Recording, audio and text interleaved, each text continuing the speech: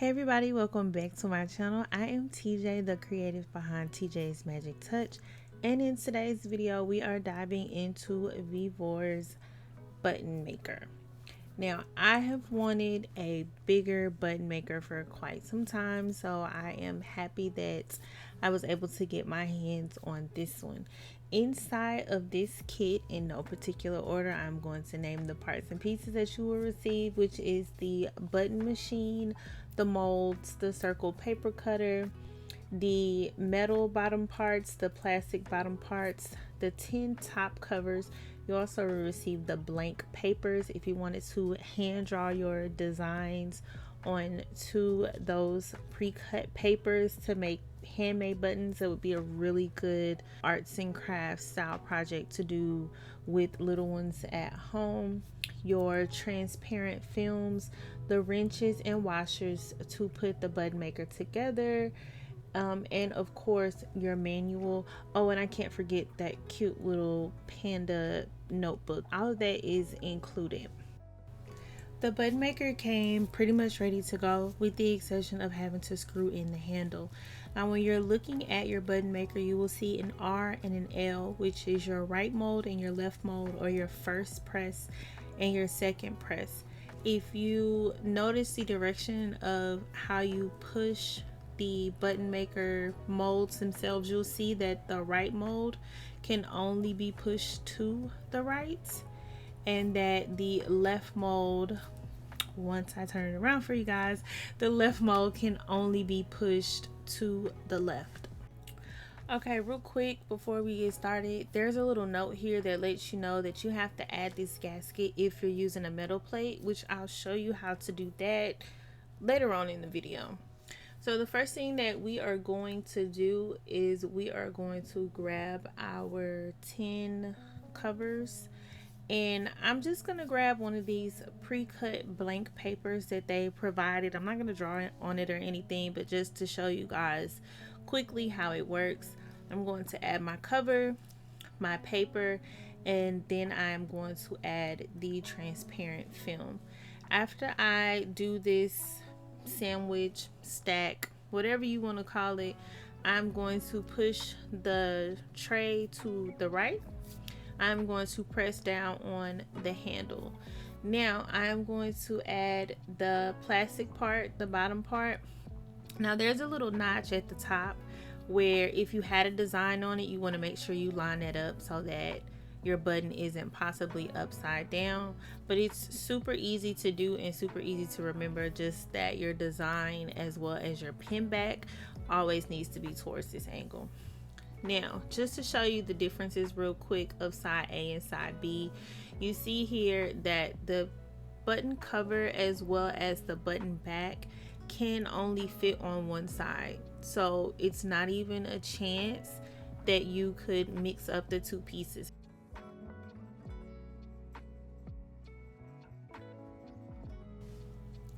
With the cover and the plastic back already in place, I'm going to show you the included circle cutter. This cutter has 3 blades. One is already inside, and then there are 2 extras after the first blade gets dull. These blades are very sharp, so please be careful. Here I am just grabbing some 12 by 12 graduation themed cardstock that I had on hand. I am making graduation buttons, so it just made sense to use this paper, but you can use any paper. Place it down, add the film on top, and you're done.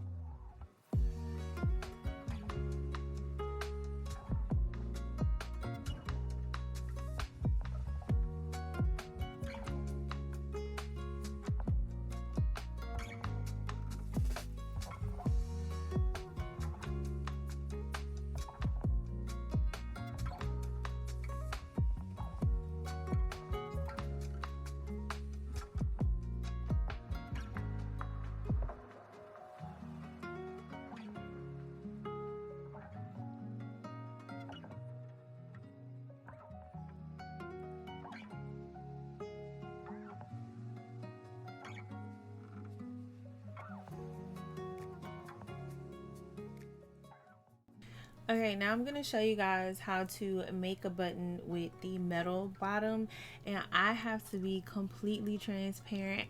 I love buttons that have the metal back.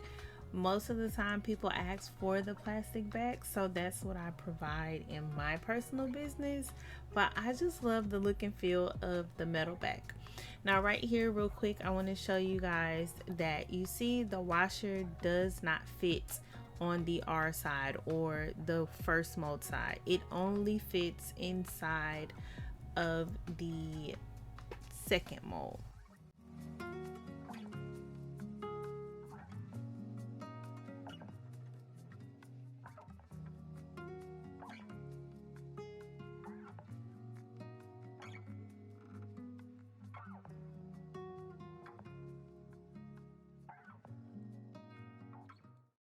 Two things I want to point out right here. Notice the angle of my design is pointing straight up to that little silver notch. That is your indicator that your button will be facing the right direction. The second thing is you can see when this video was actually recorded based on that image, because yes, I did make the button for Easter. So again, here is a close-up of the washer. The washer needs to be in place. Make sure your pin back is in the right position. Close it down, and now you have a beautiful metal back button. I just love the look and the sleekness of the metal backs, but again, most people prefer the plastic back.